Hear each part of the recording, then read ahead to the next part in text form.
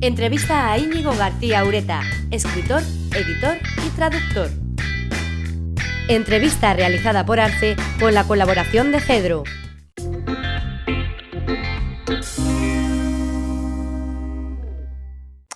Hay dos cosas. La primera es que yo creo que a veces nos expresamos siguiendo un poco el vocabulario de la época. Entonces, hablar de que uno es proveedor de contenidos es un modo del siglo XXI de decir que en realidad nos dedicamos a muchas cosas y todas tienen un vínculo en común. Y ese vínculo en común es que nos parece que tenemos algo que decir y que aportar a un mundo como el de la edición, donde lo que hacemos es publicar, es decir, hacer público, difundir una serie de contenidos, valga la redundancia.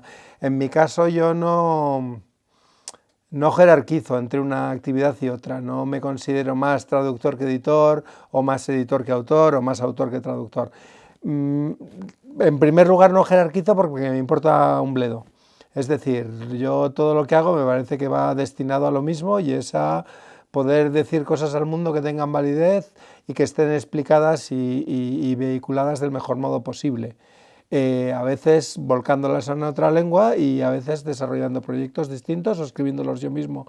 Y luego, por otra parte, sí que está el hecho de que me parece que ha habido siempre un modo de referirse a la traducción que era un modo en el cual se reclamaban muchas cosas, se reivindicaban muchas cosas, pero se celebraban pocas.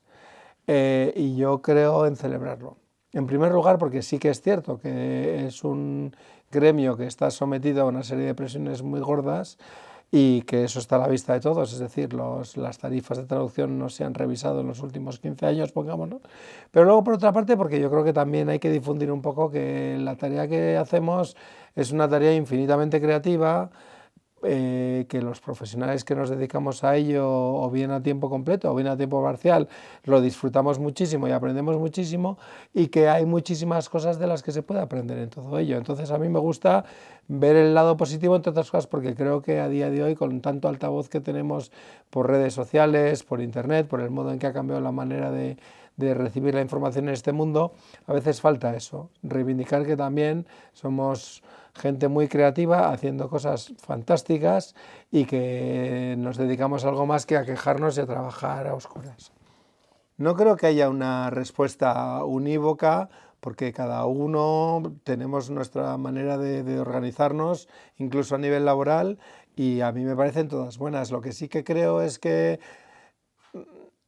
hay ciertos perfiles como el mío en los que reivindicamos algo que se ha venido a llamar la edición independiente, y que básicamente es que, con independencia de los grandes conglomerados, los grandes grupos editoriales, hay muchas maneras todavía de difundir contenidos, de hacer libros muy interesantes y de tener cierta libertad, ¿no?, a la hora de hacerlo. Ese es un poco mi perfil, entre otras cosas porque son cosas en las que yo normalmente tengo mucha más voz de lo que podría tener un gran grupo, porque se puede revisar el gran archivo de títulos en dominio público, de los que todavía hay muchas cosas que merece la pena reivindicar y aportar al gran público, y porque luego, por otra parte, porque a mí no me interesa tanto la traducción de ficción, que viene a ser el gran grueso de las traducciones que se hacen.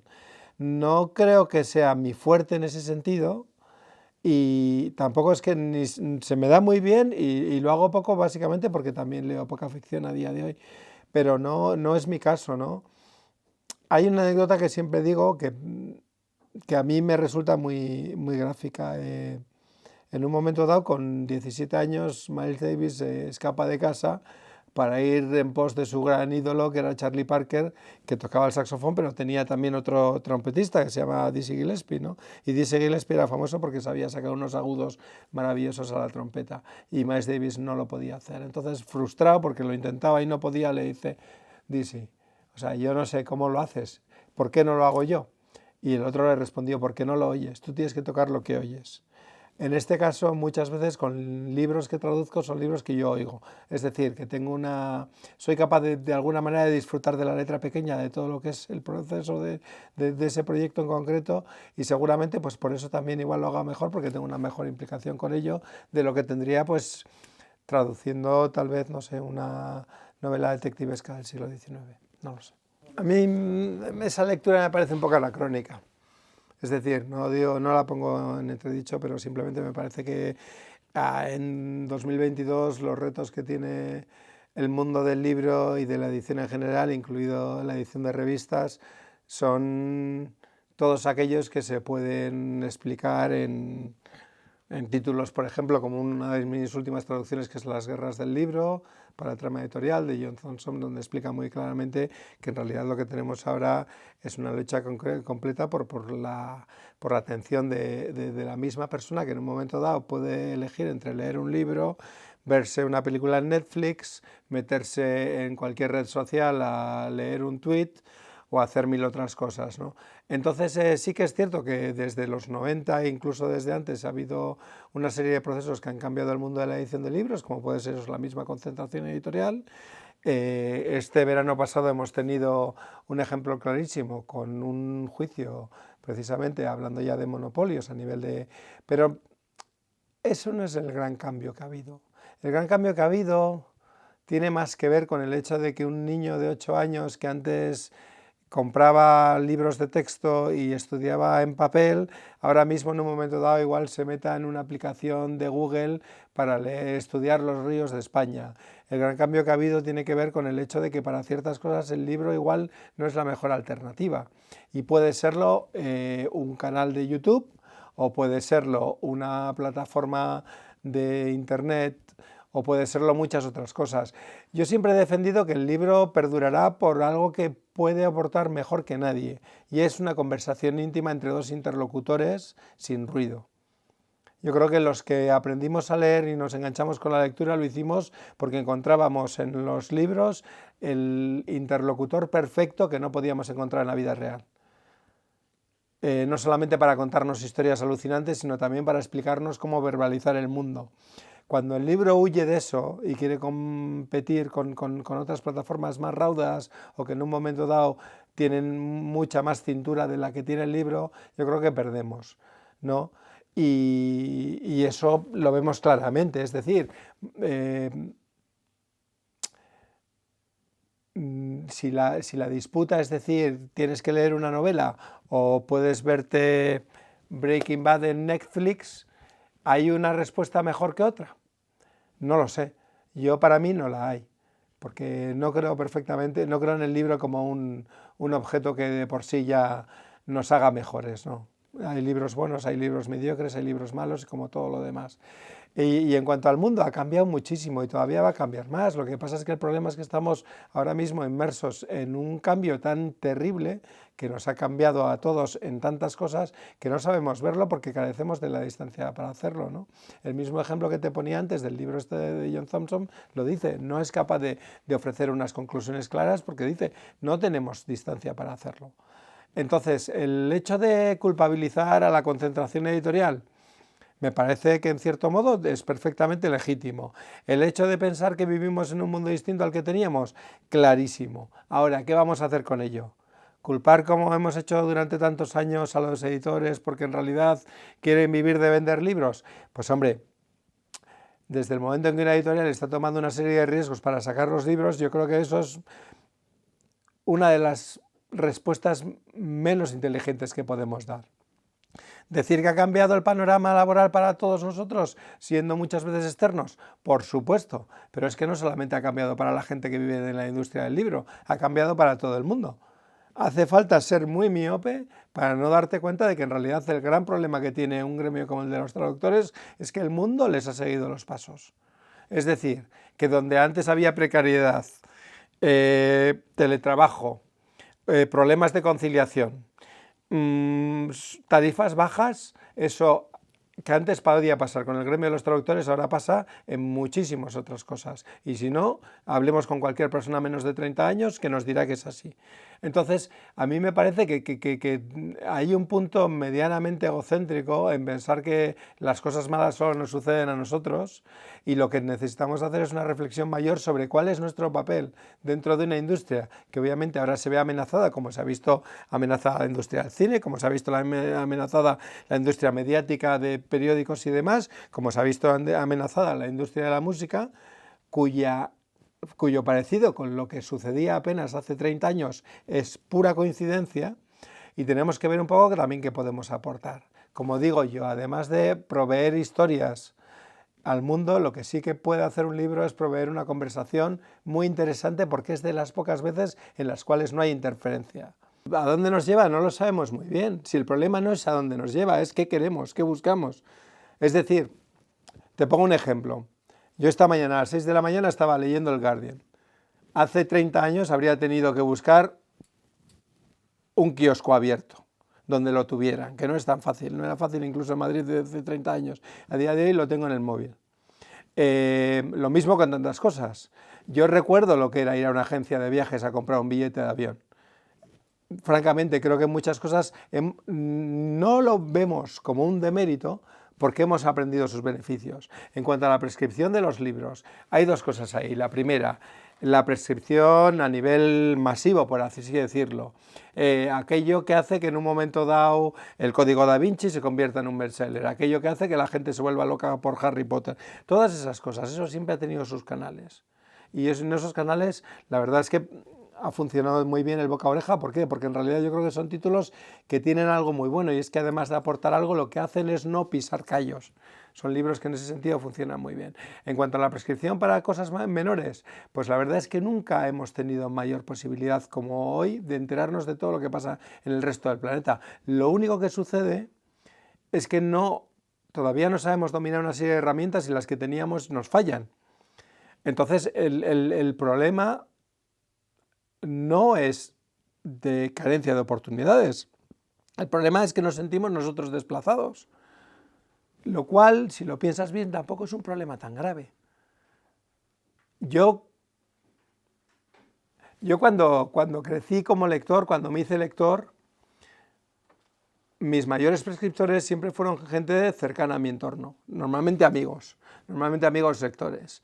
A veces eran suplementos culturales, a veces eran revistas internacionales, pero a día de hoy cuento con herramientas en la palma de mi mano para llegar a muchas más cosas. Es cierto que la diferencia es que yo ahora mismo ya tengo un criterio hecho desde hace años, y antes no lo tenía. Por eso antes necesitaba cuanta más gente cercana mejor. No creo que hayamos perdido capacidad de prescripción, no creo que de alguna manera estemos en una situación peor. Lo que sí que sucede es que estamos inmersos en un cambio y carecemos de la distancia necesaria para poder ver cómo sacarle partido. Por eso la pregunta es, ¿qué es lo que buscamos en realidad?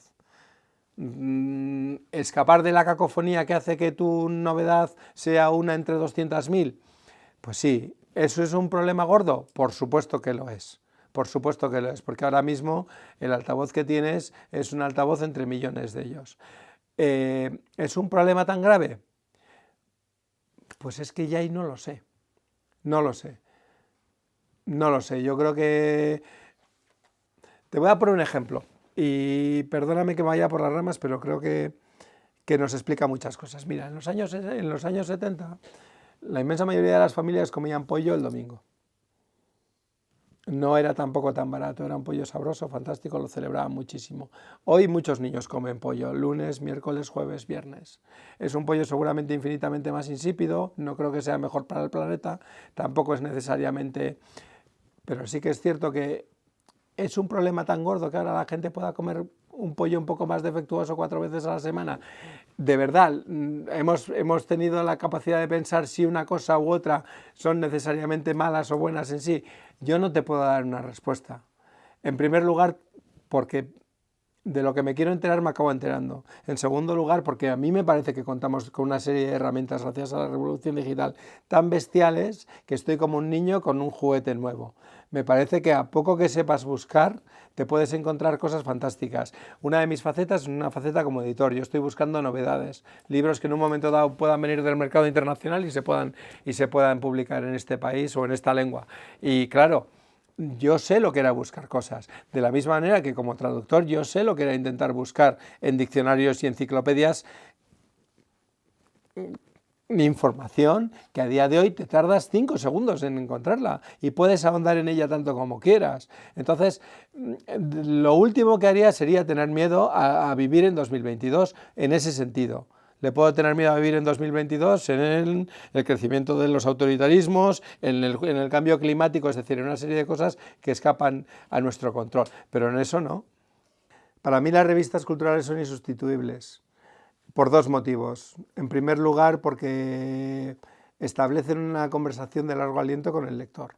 Es decir, con un libro es muy difícil crear confianza. Lo puedes crear cuando en realidad tienes o bien una editorial de cuyo criterio te fías o con un autor que en un momento dado te convence. Y con las revistas eso sucede durante años de un modo que no sucede con otras cosas y además en un nivel de actualidad. Luego, por otra parte, hay otro tema que yo creo que es fundamental también, y es el hecho de que las revistas culturales aportan un elemento físico que seguimos necesitando por mucho que creamos que no es así. De la misma manera que tú puedes tener 200.000 fotos tuyas en el ordenador, pero las que te importan las vas a acabar imprimiendo porque las necesitas en papel, hay algo tangible en ellas. Y hay algo que en realidad seguimos necesitando de muchas maneras.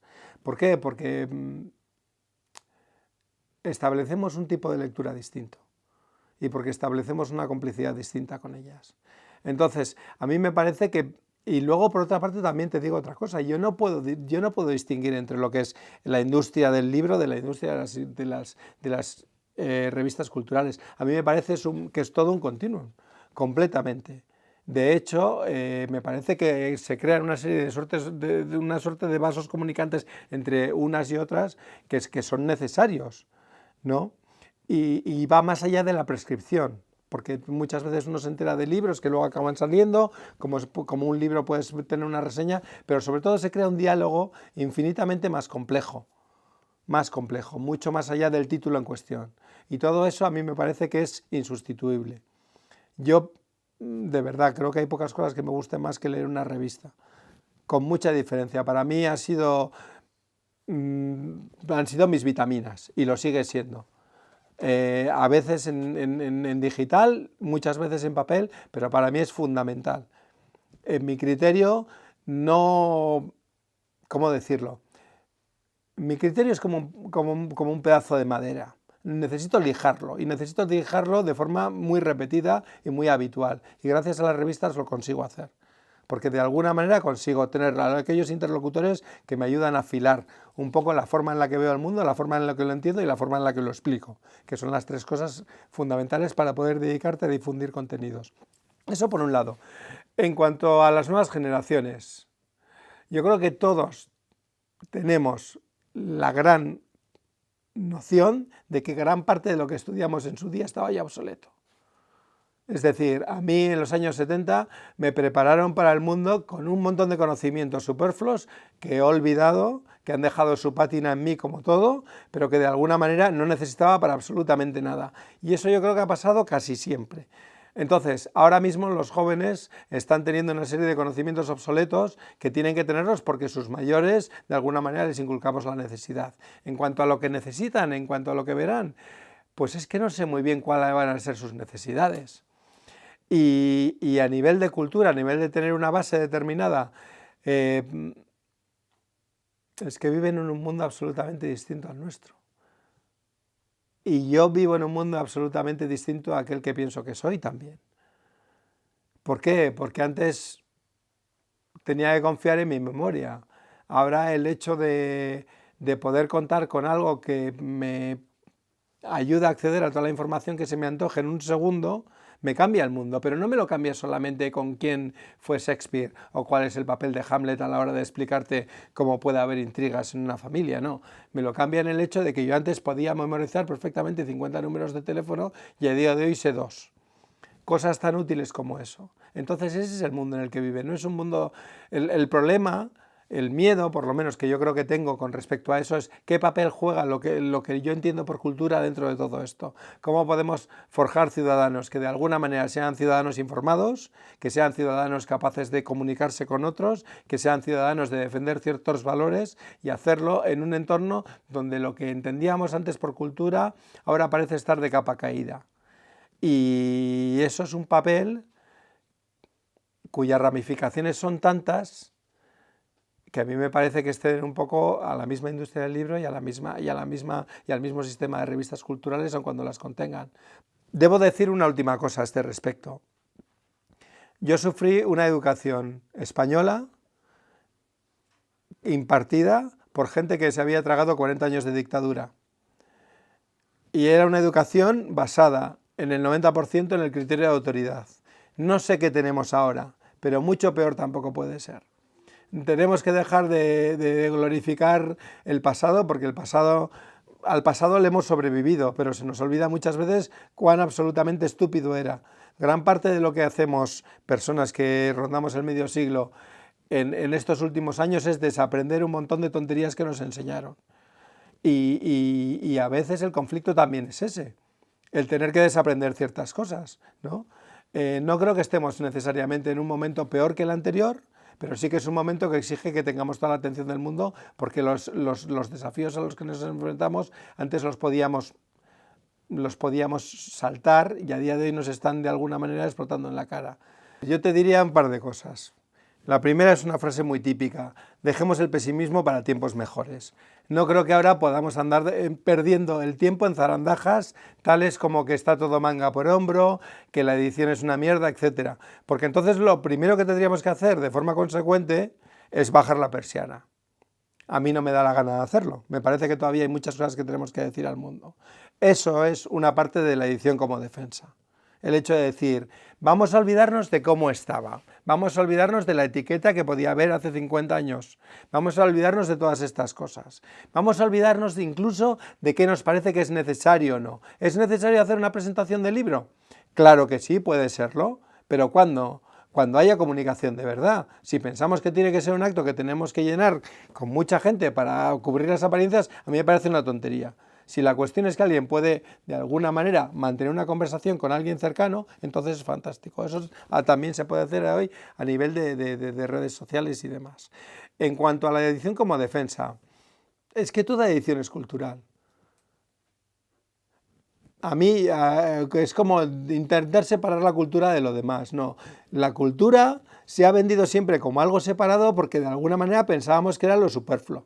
Y eso es algo contra lo que me rebelaré toda la vida. La cultura no es superflua, es necesaria. Y es necesaria porque la cultura es lo que hace que tengas empatía con una persona distinta a ti, que en un momento dado seas capaz de asumir que alguien con un criterio distinto al tuyo tiene tanto derecho a expresarse como tú, el hecho de que en un momento dado puedas pensar que alguien por cualquier diferencia contigo, como puede ser una diferencia de edad, de capital cultural, de lo que sea, es igual de digna que tú. Yo reivindicaría una cosa muy clara, y es que tenemos que desechar de una vez por todas la noción de cultura como algo superfluo, como algo que no es útil, como algo que no es práctico, y luego por otra parte como algo que no genera valor.